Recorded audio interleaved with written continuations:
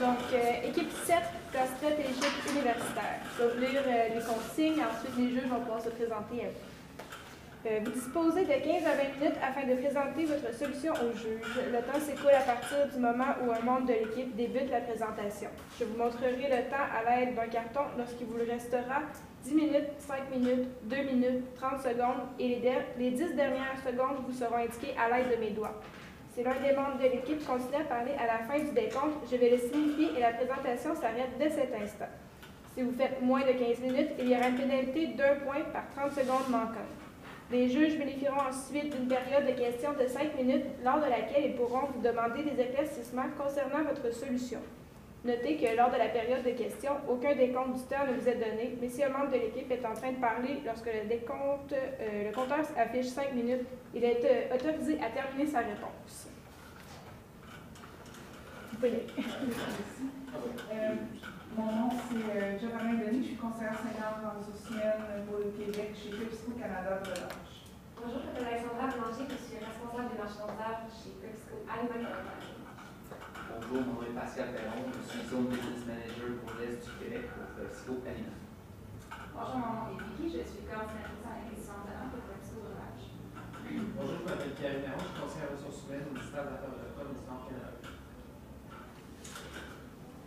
Enchantée de vous rencontrer. On sait que la journée était longue, mais elle va bien se terminer avec la présentation. Donc, on est la firme CSA, Conseil Stratégie Action. Je vous présente mes collègues Paul, Simon et moi-même Alexandra. Donc, notre mandat aujourd'hui était d'élaborer une stratégie qui permettra au lancement du produit Lay's ondulé chocolat d'être un succès dans la zone Québec-Est. On a ajouté à ça 3 objectifs principaux qui étaient nos axes stratégiques. Le premier est à court terme. On les a fait vraiment avec un axe temporel. Le premier à court terme, c'est ajouter une image positive au niveau des vendeurs. On a lu dans le cas que les vendeurs étaient démotivés à vendre ce produit-là. Donc, on veut augmenter l'image positive face aux vendeurs. Ensuite, à moyen terme, on veut augmenter la visibilité de l'image du produit. Le produit présentement, moi, en tant que vous avez marqué dans le cas qu'il y a une campagne réseaux sociaux, en tant qu'utilisatrice Facebook, j'ai jamais entendu parler de votre produit. Je trouve ça un peu pas décevant, mais j'aurais aimé ça, voir votre campagne, et on a des solutions à vous proposer par rapport à ça. Et ensuite, notre objectif à long terme est d'augmenter les profits. On a lu que vous avez une dette de 700 000 cette année, donc on veut éliminer ça dans un acte de 2 ans. On va commencer, on va poursuivre avec une analyse FFOL. On va commencer par les forces. La force du produit Lay's ondulé chocolat, vous l'avez dit dans le cas, c'est sa qualité. On les a goûtés tout à l'heure, on a très bien aimé ce produit-là. Donc la qualité du produit, un bon goût en bouche. Le savoir-faire de l'équipe des ventes, vous l'avez encore dit dans le cas, ça, c'est indéniable. Quand on a une bonne équipe de vente, on peut offrir un meilleur produit qui va être plus largement vendu. Maintenant, peut-être un petit point à améliorer, l'image du produit. Un peu comme on a dit dans les objectifs, l'image du produit, bon, les clients ils pensent que c'est un petit peu plus comme des croustilles, comme des gâteries un petit peu chocolatées. Malheureusement, il va falloir vraiment améliorer ce point-là. La prévision des ventes, vous êtes fixé en 2015, en février 2015, vous avez analysé la mise en marché de Lay's ondulé chocolat avec les ventes des États-Unis. On est au Québec, on est à Québec-Est, donc la ville de Québec.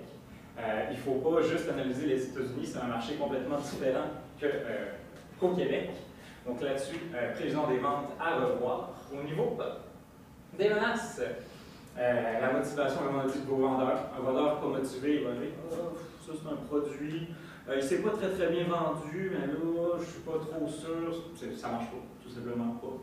Donc ça, c'est une menace à faire bien attention. Et cannibalisme avec les Rolled Gold. On s'est dit, là, c'est une gâterie chocolatée, il y a les chips au chocolat, il y a les pretzels au chocolat. Est-ce qu'il y aurait une part de marché qui serait un petit peu mangée par les Roll Gold et qui ne serait pas assez vendue, qui ne pourrait pas se laisser vendre en fait les laits ondulés chocolat? Donc un certain cannibalisme à ce niveau-là. Et finalement, les opportunités, on a pensé à des événements. Il y a beaucoup d'événements, donc pour vous, c'est la période plutôt l'hiver que l'été à cause du climat. Mais il y a beaucoup d'événements, notamment, bon, là, ce qui s'en vient à Saint-Valentin, vous avez déjà pensé, mais notamment Pâques, la fête du chocolat, vous avez des sucreries chocolatées, pourquoi pas aller vers Pâques. Et on a aussi pensé à Noël. Noël, on aime ça un peu se gâter, les petites, on se laisse aller sur les petites chocolateries. Et petite surface, donc peut-être aller chercher les petits dépanneurs comme vous l'avez fait, mais essayez de ne pas vendre en gros les Loblaws, Maxi, Metro, IGA, tout ça. Peut-être aller chercher un petit peu plus les petites surfaces. Maintenant, au niveau des facteurs clés, situation actuelle, peu connue. Comme on l'a dit, malheureusement, c'est dommage, on ne connaît pas les laits ondulés chocolat. On ne les voit pas, oui, on les voit à l'épicerie, mais c'est un produit parmi tant d'autres. Et une campagne publicitaire simple et efficace, c'est ça notre situation désirée. Après ça, quantité-prix, le ratio quantité-prix, en fait, là, on a une centaine de grammes dans l'emballage pour 4,99 $ dans la ville de Québec. Il y en a qui vont se dire 100 grammes, c'est rien pour 5 $. Ça, il faut changer cette perception-là. Il faut plus aller dans la qualité-prix. Une fois que j'ai écouté, je me suis dit, ben là, j'en veux une autre, je veux en racheter, ça coûte 5 $, c'est pas grave, donne-moi en d'autres. Donc, plus aller sur la qualité, le rapport qualité-prix que la quantité-prix. Et perception du produit, encore une fois, il faut arrêter de penser que c'est des croustilles chocolatées, c'est ça qu'on veut. C'est plus le côté chocolaté finalement. Et repositionnement du produit, donc c'est comme ça qu'on va y arriver. La clientèle cible, vous, moi, tout le monde. Les adolescents, les enfants. Ah, papa, je veux à l'aréna, je veux un paquet de laits ondulés chocolat. Les petits-enfants, comme je viens de dire, les adolescents, les plus vieux qui veulent se gâter, se faire un petit plaisir le soir après le souper en regardant un petit film. Donc, c'est vraiment vous et moi, tout le monde. Donc, au niveau de la stratégie, nous, on vous propose la stratégie très simple, très efficace. Le nom qu'on lui a donné, c'est Expérience Lays. Donc, le premier objectif, ça va être d'avoir des objectifs de vente réalistes. On a beaucoup parlé, mes collègues l'ont dit, une des menaces, c'est la motivation des vendeurs, par exemple, et plus ou moins là. Aussi, dans le cas, c'est présenté que les vendeurs, s'ils ne vendent pas toutes leurs marchandises, ça joue sur leur propre revenu, leur rémunération. Donc, nous, ce qu'on a proposé à ce niveau-là, ça serait, on a pensé rapidement, ça pourrait être d'abord une analyse de marché. Là, on s'est souvenu, on a 40 000 de budget, ce qui est vraiment pas beaucoup. Donc, on s'est dit, pourquoi pas transformer la menace qui est Roll Gold, en tant que cannibalisme, pourquoi pas la transformer, puisque c'est un produit similaire, en opportunité. C'est-à-dire, on sait que le produit existe depuis déjà 4-5 années, il va super bien, les ventes sont là, les profits sont là. Pourquoi pas utiliser une analyse, analyser la mise en vente, puis les résultats qu'on a obtenus au niveau de Roll Gold les 3 premières années. Pourquoi 3 années? La première année est déjà passée, puis à ce moment-là, c'est que notre horizon temporel, nous, il est de 2 ans. Ensuite de ça, les objectifs de vente adaptés. Ici, on parle justement, on s'est fié sur le marché USA et les États-Unis en 2014. Nous, ce qu'on propose à ce moment-là, c'est de voir si on ne pouvait pas adapter l'objectif au niveau de la région de Québec. Parce qu'on s'entend que les États-Unis, oui, ça ressemble un peu, c'est la même culture, mais c'est pas le même nombre d'acheteurs, c'est pas le même marché. Là, je vais juste me permettre. Si on prend par exemple, puisque c'est sur une analyse de marché aux États-Unis, présentement, si je suis un vendeur, présentement, on a un modèle, si ça par exemple c'est les clients, lui c'est le client X, c'est un modèle États-Unis. Les objectifs, ici on va mettre objectifs, les objectifs de vente sont présentement, exemple, de 20 unités de vente. Si par exemple, mon vendeur en vend 12, il assume une perte de 8. À ce moment-là, sa rémunération est seulement de 4. Tandis que si on se fie sur Roll Gold dans la région de Québec, le même client Lui, au lieu d'être X, il va être beaucoup plus adapté, ça va être Y. Dans la région de Québec, si on garde un objectif adapté selon ce qu'on sait, on va mettre un objectif de 10 par exemple, puis en gardant les mêmes ventes de 12, assumons aucune perte, on va avoir une rémunération adaptée de 12. À ce moment-là, la motivation des vendeurs est beaucoup plus grosse parce qu'ils n'assument pas les pertes, leur rémunération augmente, les objectifs sont réalistes, c'est ce qui est beaucoup mieux. Ensuite, il y aurait la visibilité et la perception du produit. En fait, on a remarqué que la visibilité du produit était plus ou moins, comme les collègues l'ont dit, était plus ou moins là. Donc, nous, ce qu'on propose, ce serait d'augmenter, comme mon collègue Paul l'a dit, ça serait d'aller dans des événements. Si, par exemple, on parle des événements hivernales, puisqu'on n'est pas pendant la saison estivale, on peut en penser au tournoi des Pee-Wee, au Pee-Wee, au Carnaval de Québec, pourquoi pas. Ça serait tout simplement, on peut mettre des collants sur les sacs rappelant le Carnaval de Québec. Par exemple, un bonhomme du Carnaval, tout le monde a une image du bonhomme du Carnaval. Ça pourrait être tout simplement pendant le tournoi Pee-Wee. Pourquoi pas donner une promotion à l'achat du billet, je ne sais pas c'est combien exactement, disons 12 $. Pourquoi pas, plutôt que le sac coûte 5 $, à ce moment-là, il en coûterait 3. On sait que c'est vraiment gros, c'est mondial aussi. Donc ça peut aider à vendre. Puis un joueur de hockey qui a 12 ans qui demande à son père, je veux avoir un sac de chocolat, de chips au chocolat. C'est bien rare, son père va dire ah ben non, parce que c'est 5 $ au lieu du sac de chips à coûter à 2 $. Donc c'est un marché assez accessible. Au niveau de l'emballage aussi, on a parlé beaucoup aussi de l'emballage que c'est plus ou moins adapté pour la période de l'été.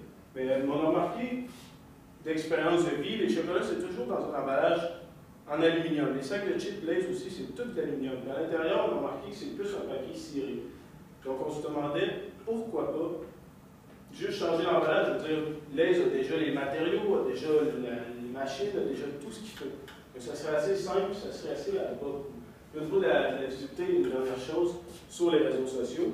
On sait ici qu'au Québec, pour acheter des commandites, être plus présent sur les réseaux sociaux, ça coûte seulement 5 $ pour 15 mentions j'aime. Donc ça pourrait être essayer de tenter ce marché-là, d'être plus souvent présent. Les gens vont aimer la publication.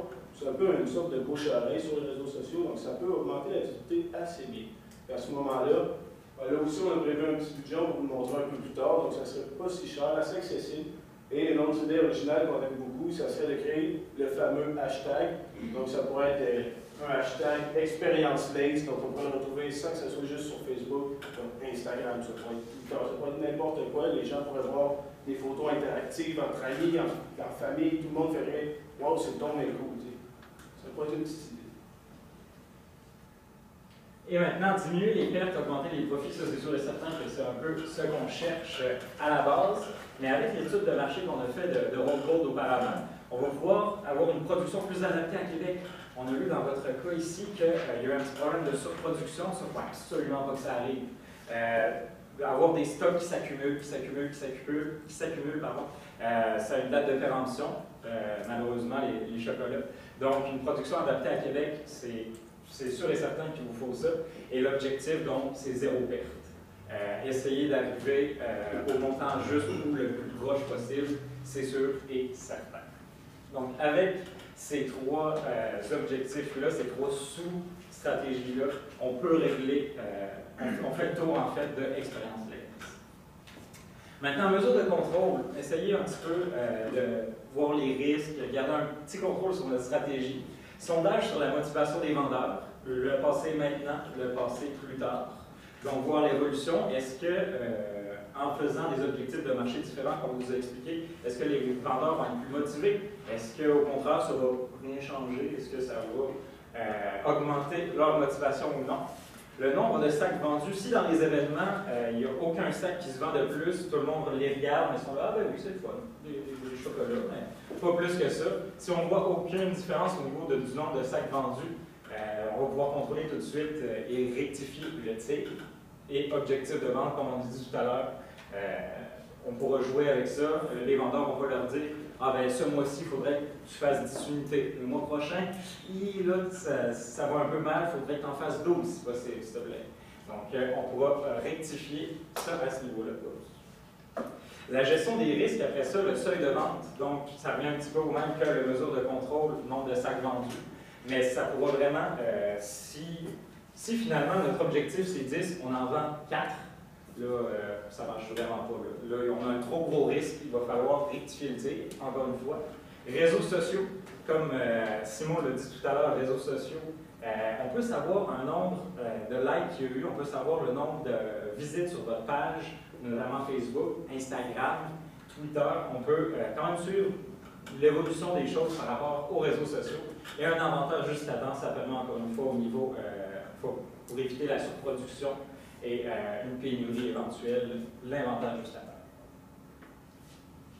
Donc, on va poursuivre avec la planification budgétaire. C'est un peu avec toutes les idées qu'on a sorties, c'est juste de vous donner une approximation de qu'est-ce qu'on en ressort au niveau des coûts. Pour l'analyse Road Gold, on voit que puisque les données sont déjà accessibles, vous connaissez déjà bien le produit, il est très similaire, vous connaissez la région du Québec. On estime les coûts à 2 000 $, on voit que c'est assez représentatif. Ensuite, les réseaux sociaux, à ce moment-là, c'est comme j'expliquais tout à l'heure, on disait que c'est 15 mentions j'aime pour 5 $, le hashtag était gratuit. On peut essayer quelques commandites, un peu plus d'apparition sur la page d'accueil des gens. Donc 5 000 $, c'est un bon montant. Suivi de ça, c'est le partenariat, la visibilité. Là, on parle beaucoup de, par exemple, des événements, le carnaval, les POI, le carnaval, les POI, ça serait pour voir si on ne peut pas aller, tu sais, comme là, ici, présentement, là, vous nous offrez un cas, vous nous offrez des sacs dans une compétition universitaire, c'est vraiment, on a beaucoup de chance, on aime vraiment ça. Donc pourquoi pas essayer d'être plus présent dans les événements, ça peut être, par exemple, je ne sais pas, un bal aussi, il y a plein d'opportunités qui peuvent se faire. Donc. Et si je peux me permettre juste de rajouter par rapport à ça, aussi là, on a vu tout à l'heure en bas, quand on faisait notre cas, il y avait Red Bull qui sont passés avec des sacs réfrigérés. Ah, voulez-vous des boissons énergisantes, tout ça? Et ça, on pense qu'avec les Lays, des petits coffres réfrigérés ou quand c'est l'hiver comme ça, quand c'est par exemple au carnaval, juste passer, tenez, un petit exemplaire, un plus petit emballage avec quelques chips dedans, ça permet aux gens de goûter et comme ça, ils vont pouvoir se rappeler de ce produit-là.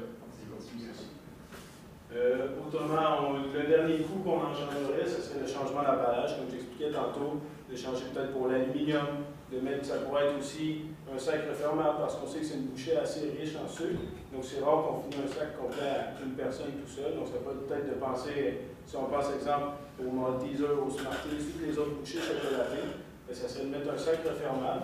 Comme on l'a dit, vous avez déjà probablement l'usine, les machines pour, vous avez déjà votre fournisseur, les matériaux, le matériel, donc tout y est. Donc 5 000 $, c'est raisonnable. On arrive à un total de 32 000 $. On sait qu'on avait un budget de 40 000 $. On estime qu'on préfère garder un coussin si jamais quelque chose arrive un peu moins bien, quelque chose arrive. Si on voit quelque chose va mieux, par exemple les réseaux sociaux, ça prend au bout, pourquoi pas rajouter un 2 000 $, à ce moment-là, on va l'avoir en main. Puis autrement, pour le 8 000 $ qui reste, si jamais tout se déroule parfaitement comme prévu, on aura peut-être une autre suggestion plus tard à vous proposer. En ce qui a trait à l'échéancier, en fait, pour mettre un peu plus de concret, demain matin, la première affaire qu'on ferait, ce serait l'analyse Rodo. On veut savoir combien ils ont besoin, combien ils ont vendu, en fait, dans les 3 premières années, pour pouvoir améliorer les objectifs de vente des vendeurs, pouvoir être plus conséquents et avoir un inventaire juste à temps. Ensuite, les réseaux sociaux, c'est une période à long terme. On veut toujours que les gens puissent savoir c'est quoi les Lays ondulés chocolatés. On veut que les gens le voient, ils puissent le voir avec le hashtag en plus. C'est gratuit, un hashtag. Les gens, expérience Lays. Hey, c'était bon, j'ai aimé ça, sérieux. Une petite photo Instagram, c'est vite fait. C'est les utilisateurs, les clients qui le font, puis ça coûte rien. Ensuite, l'emballage. On le ferait après l'analyse Rodo parce que, dans le fond, on s'adapterait avec le besoin de vente qu'on a. Et l'objectif zéro perte, ben, on s'attend que d'ici la fin 2016, début 2017, on veut zéro perte. On ne veut pas 700 000 de perte, on veut se rendre à zéro. T'sais, pas nécessairement faire du profit tout de suite parce qu'on a quand même 700 000 à rattraper. Ensuite, les partenariats, on commencera à chercher les partenaires en été. Simplement parce que des occasions, il y en a. Pour l'année prochaine, les balles finissants, les occasions comme la compétition Ernest, les autres cas universitaires et autres. Les profits, dans le fond, on se dit qu'à partir de début 2017 jusqu'à la fin 2017, début 2018, on espère faire les profits. Alors, en conclusion, Expérience LAISE, avec ça, ça pourrait combler les objectifs qu'on vous a expliqué un petit peu auparavant.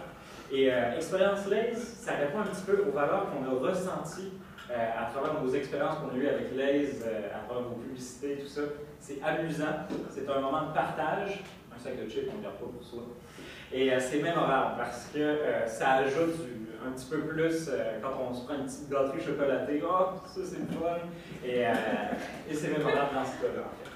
Alors, on espère que l'expérience LAISE vous a satisfait. Maintenant, on est prêt pour une période de questions. Merci. Je vais commencer. La stratégie que vous nous proposez est axée sur deux piliers. Le premier étant l'événementiel, puis ça, on l'a bien compris. Vous avez aussi parlé de la petite surface, puis j'ai un peu de temps à comprendre qu'est-ce qu'on fait exactement au niveau de la petite surface. Au niveau, c'est quoi la stratégie en fait? Ben, à ce moment-là, la petite surface, c'est un peu. Je vais aussi élargir peut-être avec les grandes surfaces comme les épiceries. Ça serait là, à ce moment-là, parce que présentement, les images qu'on a eues dans le cas en annexe, c'est beaucoup, tu sais, c'est une pile de boîtes en carton au bout de l'allée. Tu sais pas trop, il faut que tu contournes pour sortir dans l'allée pour aller chercher du lait, par exemple. Les petites surfaces, on sait qu'ils étaient plus ou moins présentes. Ça a été juste présent lors de l'écoulement des stocks. Puis, Roll Gold, on sait que c'est aussi en petite surface, puis ça va super bien. Donc, dans le budget, j'ai oublié d'en parler, dans le budget de visibilité aussi, ça serait d'acheter peut-être, ou je sais plus ou moins comment ça marche cette partie-là, mais c'est par exemple les racks, là aussi, c'est debout, puis ça sort de l'allée. C'est vraiment de mettre une perspective comme de volume, de dimension supplémentaire, que ça sort du reste, c'est vraiment une coche au-dessus. Puis en petite surface, c'est simplement de l'introduire. À ce moment-là, ça peut être aussi d'acheter l'espace au bout des rangées de chocolat, parce que je sais qu'on veut changer l'image pour que ça ressemble plus à du chocolat que des chips. Donc, ça serait vraiment d'introduire les petites surfaces, comme on l'a fait pour les grandes surfaces.